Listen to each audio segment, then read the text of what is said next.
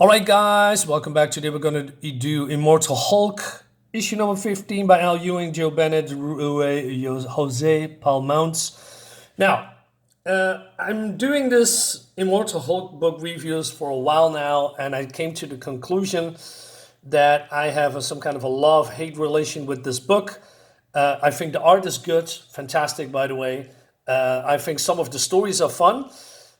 And at the same time, when it comes to writing, it really or pisses me off, or I think it's cringe, or even bad. There is stuff in here that I want to talk about briefly, but before we do that, we're gonna dive in first, and then we talk about the way, and I give you my opinions about that. So stick around and subscribe to my YouTube channel and all that YouTube jazz. All right, so of course, Modern Comics does this, wasting paper for a quote. Which has nothing to do with the whole comic, in my opinion. But we see Samson here. Samson was a little bit of a recap. I believe his mind was split. He became a villain. He did murder people, and MODOK and the leader were basically his bosses. You know, they were responsible for that. So he did some heroic things, and he saved people, and he died. But then then he comes back, right? Because he saw a green door. And that's the whole, green door is the whole topic of this book. And he says, I have no idea why I came back. So he called S.H.I.E.L.D. S.H.I.E.L.D. did some examinations, and they thought, hey, maybe it was the leader again, but he was completely free of his influence. And so he talks to Black Fury here. He says, maybe you weren't dead all the way. Doesn't that happen sometimes with you heroes? I suppose. Why am I alive again, he says. What was the meaning behind it? It tormented me. So, and then we go to Carl Manverse. Yes, this was the Carl Manverse identity of Carol Danvers, because this was the timeline where Marvel was hell-bent on making female characters as obnoxious, ugly on the inside and ugly on the outside as possible. And glad that is over. The tides are turning. The pendulum swings back. Fortunately, that doesn't mean I'm still gonna buy Marvel comics or DC comics. Hell no. Yeah, maybe, just maybe. I mean, I heard Jim Lee is coming back to Batman. But yeah, I don't know, man. I'm over modern superhero comics.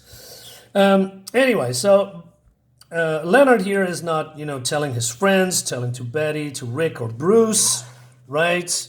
And then we see this, I don't know, Amadeus Cho that looks like a total idiot, like a fat Hulk. I mean, remember when everybody can become the Hulk, like a movie ticket that's been handed out in the movie theaters. Here, you have a free ticket, and you have a free ticket, you become a Hulk, and you become a Hulk. And, all right. So he comes to the grave here where Betty is here, and Betty says, Samson's? You know who I work with now, if it's some trick of MODOK's. He says, no, she'll ran test, and I'm myself again, staying away, and I heard news about Rick, who's dead. And then she says, oh yeah, you want to have a cup of coffee? I mean, you just instantly trust him because he tells you he's not on the influence anymore. Yeah, let's have a chat. All right, so it is well known, I mean, for the most of you, I guess, is that Leonard has a thing for Betty. And of course, Betty was more infatuated by Bruce because these are a couple, right?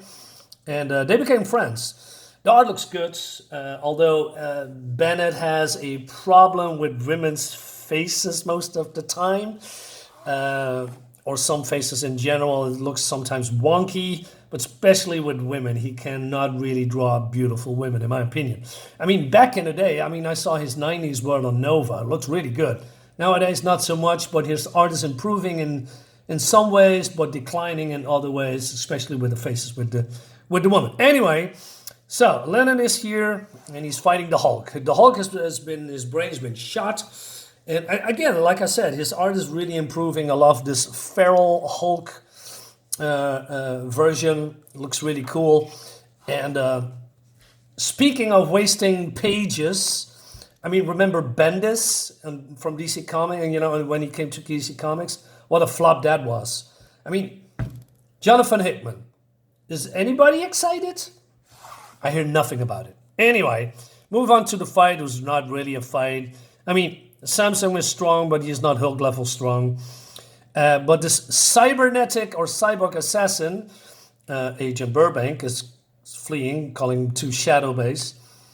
So basically, Samsung is here trying to talk sense into Hulk. And what really strikes me is, I mean, Hulk has an, how do you say, healing level, healing powers that rivals or even surpasses the Wolverine, Logan. And it as you can see, it takes a very, very long time that his brain, his face is gonna heal, and he lost some brain functions, and Lennon is appealing to him, and then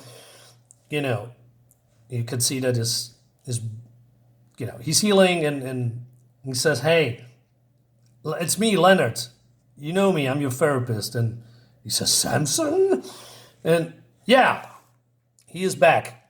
He says, "That's it. Remember who you are, where you are? Betty's place." "Where's Betty, Hulk?" He says, "Betty, the plastic man. He hurt Betty. Hulk has to." So this seems like the old Hulk that we all love and know from the 80s and the 90s. And he says, "Hulk has to go back in now." And then Samson asks, "Tell me what happened." "She got shot is what happened. Through the head. Sniper fire from your cyborg. The one you stopped me from taking apart. Happy?" He says, "Betty's dead?" So they go to the place, and instead of being, "Hey, where's the corpse?" they say, "I guess you went that way while we were busy." Now, I believe they are so very casual about her death is because she is, still the Red She-Hulk, right? She has also been gamma irradiated, if that's what you call gamma infected. All right. So Hulk gives Samson some backstory about what happened, about the Green Door, and also about talking about the worst nightmare. And he says, long as I'm around, he is never getting out. Talking maybe another piece of his persona, if you will. "First thing I did when Banner let me loose, somebody had to take charge." He says, "That's you? Which Hulk are you?" He needed a dad or something, like a dad who loved him, but he doesn't know what love was. "I can be out in the day. I don't come out unless I have to, unless somebody hurts him. And then I take it personally." So it reminds me a little bit of Mr. Fix-It persona, that can also come out at night. But then, maybe I'm a bit too quick here. So he says, "What is this? A couch session? Maybe this talk about being let loose and locked away. Bruce mentioned a persona like that once. A Hulk he had to actively locked away in his mind. A devil Hulk. A demonic satanic personality that he kept caged inside him. Bruce at his angriest, his most inhuman, and his most merciless. A Hulk who, if ever got out, would be the end of the world." He says, "Are you the devil Hulk?" Wait, you just only figured that out? Come on if you're coming. We got to be somewhere. All right, so they are jumping to somewhere. "You're a shrink, Samson. You know about projection. Deep down inside, he's still a kid." Talking about Bruce Banner, I presume. "A little kid who can't imagine love without pain. He got scared of me, what I was, what I brought out of him, figured he could listen to me. Suddenly, I'm a big snake guy, and everything I say comes out creepy. I blame Sunday school." Well, I still got questions, so there are things I need to know. But I'm glad you're not here to end the world. That is exactly what I'm here to do, Samson. The human world needs to go. Now, here's the part that I think I really dislike the writing. Now, why? Because Hulk suddenly talks about climate change.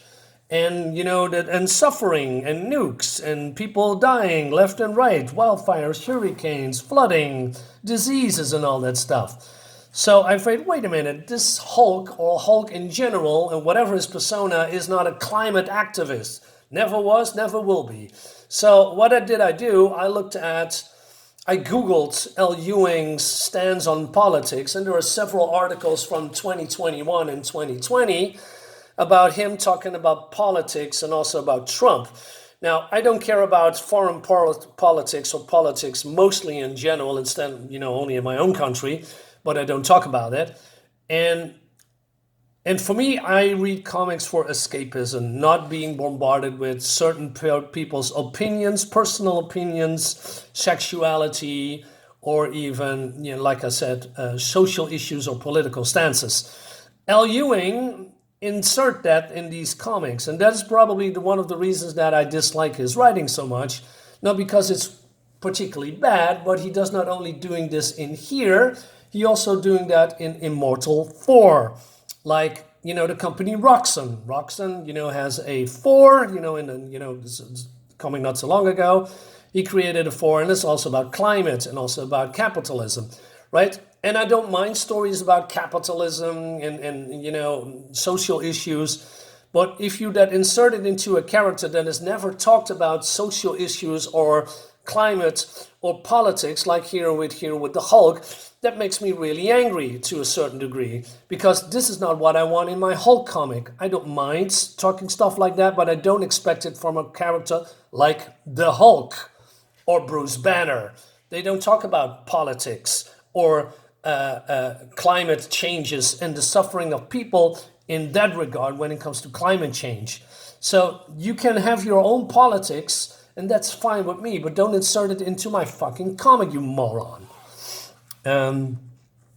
Also, going a little bit further, L. Ewing was responsible, amongst others, that Joe Bennett, the artist of this book, has been booted by Marvel Comics because of his political stance around issue 50.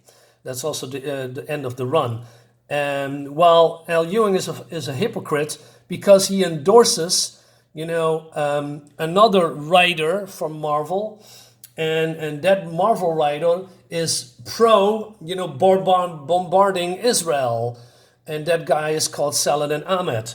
Again, I don't care about your political stances, but if you endorse one guy to do terrible things, but then you vilify another one's opinions because it doesn't align with your own personal views, then you and I have a problem.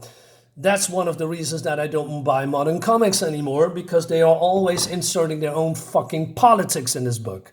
Really pisses me off. Anyway, that's my rant, so let's conclude this issue. All right, so Samson makes a joke here, and they are here at the Memorial Cemetery. And he says, hey, you think Betty's coming here? Who said anything about Betty? We're not looking for Betty, Samson. She shrugs off a bullet through the brain. She can take care of herself. He said, what are we doing here then? Well, he says, Banner watched you die, but here you are large as life. You're part of the club, Samson, just like Betty. You, her, and me, and him. So he says, why does this keep happening to us, Hulk?